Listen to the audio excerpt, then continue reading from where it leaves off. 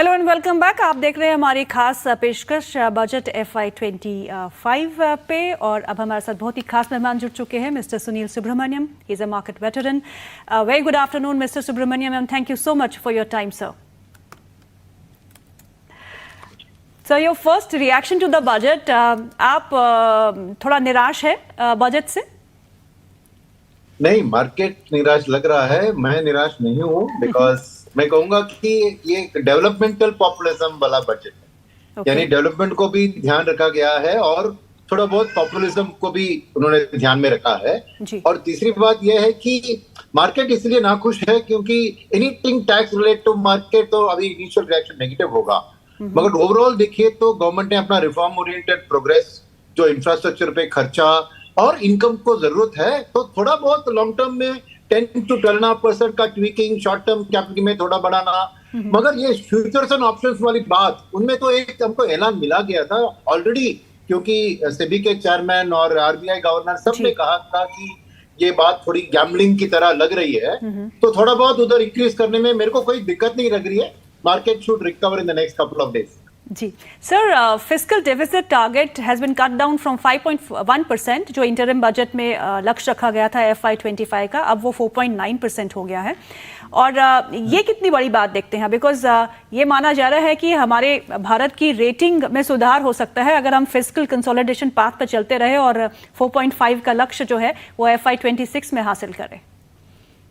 नहीं, बिल्कुल, इसीलिए आपको ये जो टैक्सेशन की जो डिफरेंसेस किया है कैपिटल गेन्स में, अगर गवर्नमेंट की इनकम टैक्स और भी बढ़ती है तो ये अच्छी खबर होगी, क्योंकि फिस्कल डेफिसिट को अगले साल और भी नीचे गिरा सकते हैं। और डेफिनेटली फॉरेनर्स के लिए ये बहुत एक अहम चीज है कि एक कमिटेड, कोविड के टाइम में सभी देशों को एक मायना दिया था कि आप जा सकते हो फिस्कल डेफिसिट को एक गवर्नमेंट, अब देश को बचाने के लिए।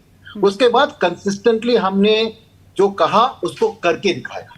ये एक क्रेडिबिलिटी है जो हमने कंसिस्टेंटली बजट और बजट बिल्डअप किया है। फॉरेन ऑब्जर्वर्स के लिए ये बहुत अहम बात है। उसके अलावा आप देखें तो फॉरेनर्स के लिए थोड़ा टैक्स में भी थोड़ा TDS में कमती किया है। और आज भी जो भी देखे मार्केट में डाउन 1000 पॉइंट्स था, मगर रिकवरी में देखिए ये जो फॉरेनर्स निवेश करते, जैसे FMCG, IT, उन्हीं सेक्टर में आप थोड़ी बाइंग देख रहे थे। मेरा मानना है कि फॉरेनर्स जरूर अभी आके खरीदारी करेंगे। जी सर, कंजम्पशन बूस्ट पे हम बात किया करते थे। पिछले एक महीने में हम ये कह रहे थे कि सरकार जो है वो कंजम्पशन बूस्ट करने के लिए जो है बजट में प्रावधान कर सकती है, स्टेप्स ले सकती है। आपको लगता है कि जो बजट में अनाउंसमेंट की गई है for employment generation, for youth, for agriculture sector, for energy space, क्या ये सफिशिएंट होगी कंजम्पशन को बूस्ट करने के लिए, खासकर कि रूरल एरिया में जहां पे अभी भी कंजम्पशन थोड़ा इट हैज बीन ग्रोइंग सब 4% लेवल्स? देखिए, एक बात आप सोच लीजिए कि सभी मार्केट एक्सपर्ट्स जो बजट के पहले कह रहे थे कि कंजम्पशन में बूस्ट मिलेगा, वो थोड़ा एक डिफेंसिव पोस्चर उनका था, क्योंकि डर आ गया था कि इलेक्शन के जो रिजल्ट्स उतने अच्छे नहीं आए एनडीए के लिए, उसके लिए शायद वो थोड़ी पॉपुलिज्म की ओर जाएगी। इन्होंने सब लोगों ने अपने एक एनालिसिस में उसको फैक्टर किया था, इसलिए एक्सपेक्टेशन था। मगर गवर्नमेंट बहुत स्मार्ट निकली, यानी उन्होंने डायरेक्टली कंजम्पशन के लिए कुछ नहीं किया। और कैपेक्स का जो भी अभी 4-5 चीज आपने कहे ना, वो सब एक लॉन्ग टर्म कैपिटल क्रिएशन के लिए सपोर्टिव है। अब उसके थ्रू जॉब क्रिएशन बढ़ती है और उसके कारण कंजम्पशन बढ़ता है, वो अलग बात है, वो जरूर होगी। और थोड़ा बहुत जो राहत मिला है मिडिल क्लास को, एक 17,000 की, वहां से थोड़ी बहुत consumption, but specifically consumption oriented उन्होंने कुछ नहीं किया।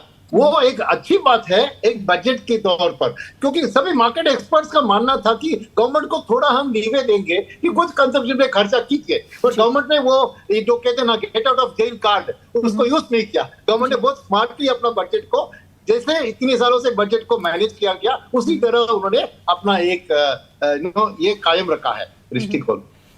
सर, बायबैक्स पे भी टैक्सेशन को इम्प्लीमेंट किया गया है, how do you see that?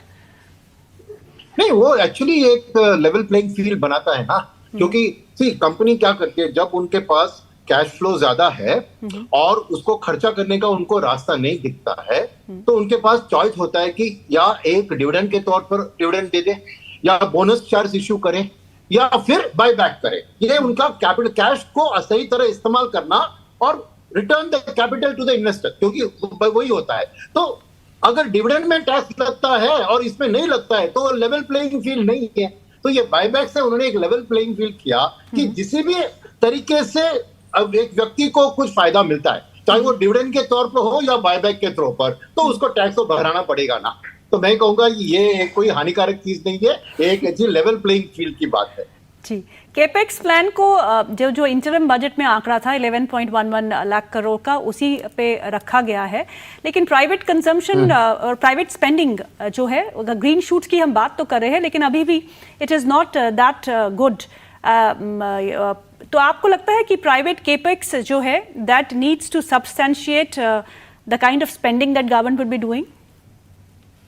वो लगेगा, आपको थोड़ा वक्त देने चाहिए, क्योंकि कैपेसिटी यूटिलाइजेशन क्या हुआ है ना कि देश में कोविड के बाद जरूर लोगों की इनकम्स बढ़ी है, पर कैपिटा इनकम्स, मगर क्या हुआ है कि ये पर कैपिटा इनकम की बढ़त एक हायर क्लास ऑफ सोसाइटी यानी के शेप्ड का इकोनॉमिक रिकवरी हुआ है। यानी जो अच्छे middle class, upper middle class और रिच पीपल है, वो उनकी कमाई बहुत बढ़ गई है, मगर जो माइग्रेंट्स और lower bottom of the pyramid है उनको कोविड के में बहुत हादसा लगा था। गवर्नमेंट ने नरेगा के थ्रू थोड़ा पैसा दिलवाया, अभी वापस वो शहर में आ गए, मगर क्या है कि जो कॉन्फिडेंस उनका खर्चा करने में वो दब गया है। इसलिए बॉटम ऑफ द पिरामिड में आपको कंजम्पशन ज्यादा बढ़ा नहीं। इसीलिए जो देश में कैपेसिटी यूटिलाइजेशन, जो ऑलरेडी कारखाने हैं, जो इंडस्ट्रीज है, उनका कैपेसिटी यूटिलाइजेशन कोविड के टाइम में 60% तक गिर गया था, वो धीरे धीरे बढ़कर 75% तक आ गई, मगर उसके ऊपर 80 नहीं पार कर रही है। जब ये 80 पार होती है 2009, 10, 11 में हमने देखा, तभी प्राइवेट कैपेक्स में एक जोर आता है और प्राइवेट अपना कैपेसिटी एक्सपेंशन करती है। तो मेरे ख्याल में थोड़ा 6-9 महीने, 1 साल इंतजार करना पड़ेगा कि धीरे धीरे, जैसे अपने कहा रूरल में एग्रीकल्चर में बहुत खर्चा की ऐलान किया है, तो उसके कारण अगर रूरल में और मानसून भी अगर अच्छी आ जाती है तो रूरल कंजम्पशन बढ़ती है, तो मास मार्केट का कंजम्पशन बढ़ेगा। तो प्राइवेट कैपेक्स शायद मेरे ख्याल में 9 महीने, 1 साल के बाद ही तेजी पकड़ेगी। थोड़ा मोहलत आपको देनी चाहिए वहां पर। तो अब सर मार्केट्स में करना क्या है? डू यू थिंक कि मार्केट्स कुछ दिनों में सेटल हो जाएगा and up trend will continue, और या फिर करेक्शन होना हेल्दी है मार्केट्स के लिए, so we should expect some bit of a correction from here? देखिए, मेरे ख्याल में जो करेक्शन होना था आज हो गया, क्योंकि मैं देख रहा हूँ कि FIIs खरीदारी कर रही है, इसलिए जो सेक्टर, सेफ्टी सेक्टर है, वो बढ़ रहे हैं। राइट, अभी बजट में मैं कहूंगा कि by and large except for taxation on equities जो 10 से 12% लॉन्ग टर्म कैपिटल गेन्स और F&O, उसके अलावा मैं मार्केट में कोई नेगेटिव्स नहीं देख रहा हूँ बजट के बारे में। तो बजट के कारण मार्केट में कोई करेक्शन आने का मैं ये नहीं सोच रहा हूँ, क्योंकि F&O खेल रहे ये टैक्सेशन को थोड़ी मन में रखते हैं। उनको लग रहा है कि double my money in 1 day, 4 times in 2 days, वो ऐसी सोच से लेकर आते हैं। उनको ये थोड़ी बड़ी टैक्स जो करती है तो करती है, आउटसोर्स करती है, तो कुछ बदलाव नहीं आएगा। मेरे ख्याल में लॉन्ग टर्म इन्वेस्टर्स को स्टे इन्वेस्टेड रहना चाहिए और खरीदारी जारी रखनी चाहिए थ्रू SIP। तो खरीदना कहाँ चाहिए सर? लास्ट क्वेश्चन क्या बताइए? तो खरीदना कहाँ चाहिए sir? Which are the sectors that you would recommend buying in? मैं अभी भी आपको इंडस्ट्रियल साइकिल कैपेक्स के जुड़ी हुई जो भी सेक्टर्स है, बिल्डिंग मटेरियल से लेकर capital goods, EPC contractors, steel, cement, इन्हीं पे मैं फोकस करूंगा। अल्टीमेटली जैसे मैंने कहा 9 महीने के बाद प्राइवेट सेक्टर कैपेक्स में जोर लगेगा, तभी भी इन्हीं स्टॉक्स चलेंगे। तो आज पूरा उनका जो एक आउटलुक है, पूरी उनके दाम में आज नहीं है। एक लॉन्ग टर्म निवेशक के लिए जो 5 साल के टाइम फ्रेम में निवेश कर रहा है, वहां पे अभी भी domestic oriented industrial SPAC number 1।